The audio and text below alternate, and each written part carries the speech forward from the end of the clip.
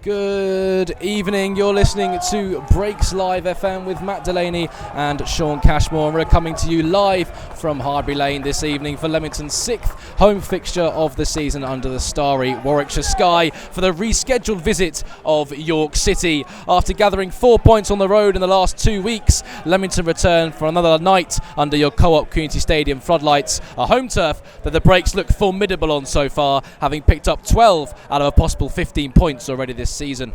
Tonight sees the visit of York City, a side who have started to find form over the past month after a torrid start to proceedings in the campaign.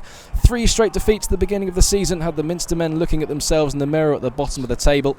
However, since then they've turned things around with 3 wins in their past 5 games. They find themselves just above the Breaks on goal difference and readying a charge for the playoff places into the winter.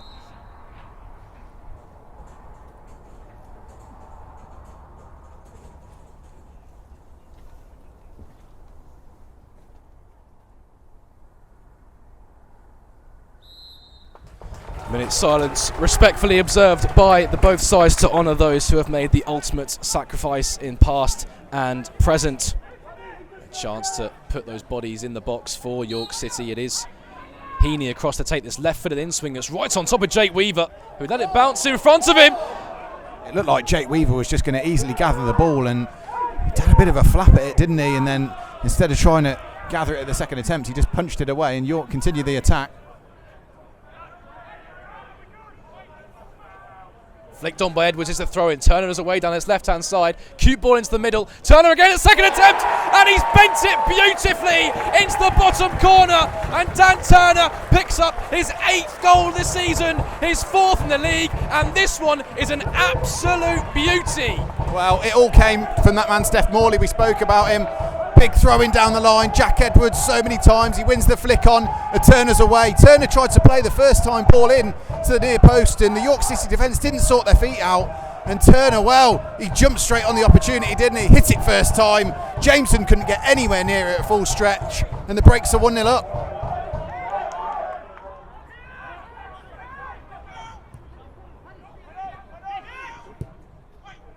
That is Prosser's cross, dealt with by a stooping Fielding. Now it's with Morley. Might try his luck from distance, instead dinks it towards the edge of the penalty. Edwards with a volley.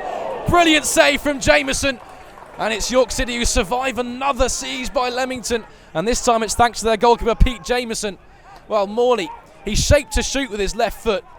Instead, just dinked it to the edge of the penalty area. Edwards had to check his run on his weaker left side on the turn. Just caught it so well on the volley. Maybe took a little bit of the pace out of it on the turn. But Jameson started to get down so well to his right-hand side. And Mooney just couldn't follow up. Didn't catch it as cleanly as I think he'd like, but it was the accuracy of it that caused Jameson the problem. And like you say, Jameson got a good hand to it.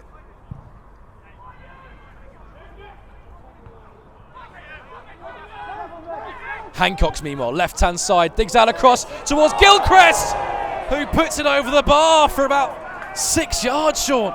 Adam Gilchrist, well, he's a week or so late for Halloween, isn't he? Because that's a horror finish. Should be scoring from there, and York should be making it 1-1. Leamington get away with one. York again, throwing on this side. Try and recycle the ball back into the Leamington box.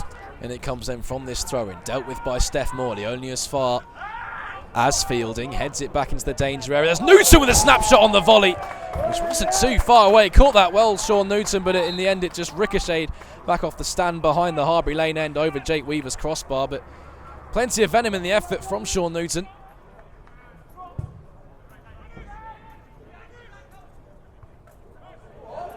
Turner onto another throw-in, another flick through down the right-hand side, goes down, but Kelsey Mooney picks up the scraps and buries it beyond Pete Jameson. Leamington lead by 2-0, and on his return to the side, Kelsey Mooney grabs his 4th goal of the season. In absolutely no doubt, Kelsey Mooney. Brilliant work from Dan Turner initially. The flick on again from Edwards, proving catastrophic for York City. Turner latched on down the left-hand side, did so well just to check in field and get his body between man and ball, brought down in the penalty area. Everyone looked to the referee for a whistle, but Kelsey Mooney, who had both eyes on the ball and buried it beyond Pete Jameson. Leamington 2, York City 0. York City finding themselves in a similar position that they found themselves in last season at your Co-op Community Stadium. 2 goals down. Free kick comes in. not dealt with convincingly by York City, and Prosser shoots towards goal and just wide of Jamieson's left-hand post, but York City are absolutely all over the place at the back. A teasing ball in by Joe Parker. Lane got his body in there. Edwards was physical, just laid it back to Prosser, who cut across the ball, and in the end it just skewed wide of Jamieson's left-hand post. Edwards again with the flick on Mooney with one of his own. Can't find Turner as York City pick up the ball on the back line. Edwards turns over possession though. Mooney making space for the shot and almost creeping into the bottom corner from the angle on the left-hand side. Couldn't wrap his foot around it enough, Kelsey Mooney, to open the scoring in the second half and add to his tally. It's Donaldson with this long throw. Play back to him by Brown, left-hand side. Donaldson with a teasing ball towards the back post, right with the header. Couldn't direct the effort on target though, as he was stretching above a sea of gold shirts, just trying to get any contact he could on it. Game hasn't started quite at the pace it has in the first half, hasn't it? Both sides have just, exchanged blows, if you like. Yorks have really been trying to get a foothold at the moment. Donaldson picks up from Meredith's error. Left-hand side, Heaney looking to take on Clark, but in the end, maybe it's just one trick too many from Heaney and just trips over his own feet. And that's met by a few cheers from the Leamington supporters who thoroughly enjoyed that. Clark, meanwhile, picks out Turner beyond the York City defence. Breaks to Mooney.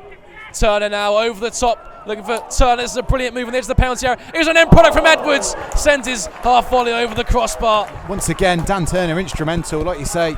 Worked the ball across the box, found the feet of Jack Edwards, and he just couldn't get over the ball, could he, with his strike, and he fired it into the fans. We've packed out that Harbury Lane end in the second half.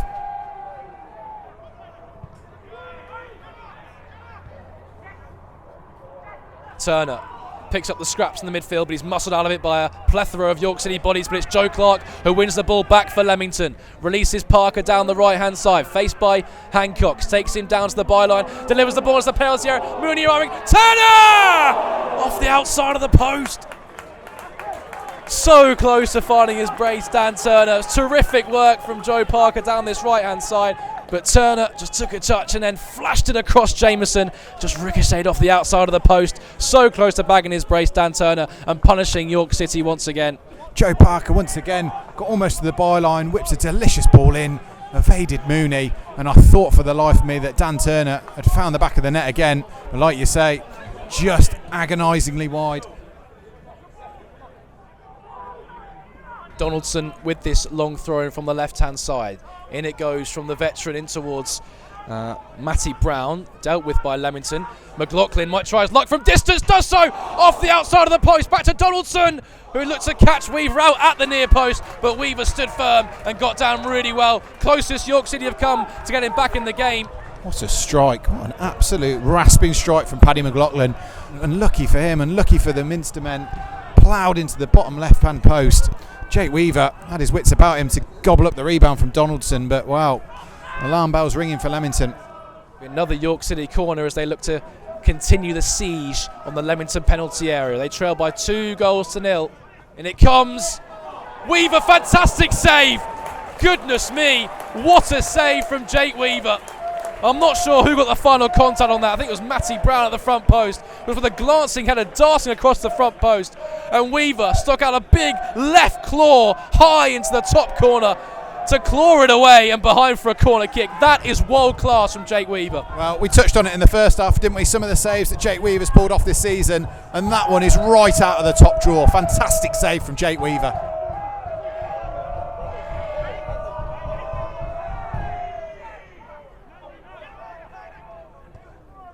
Meanwhile, Beck through towards Donaldson. Heaney's onto this left-hand side of the penalty area. Real chance for York City this. Across the penalty area, and Willoughby's put it wide.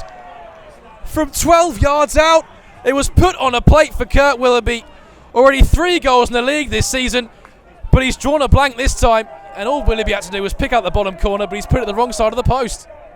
Problems continue to mount. Frustrations continue to mount in the York City camp. And there's the full-time whistle as boos ring out from the York City faithful that have made the long trip south here to watch their team be taken apart by Leamington in a dominating first half performance. brilliant evening for Leamington, for York City, a long trip back up north. Leamington have conquered the Minster men here at your Co-op Community Stadium by 2-0.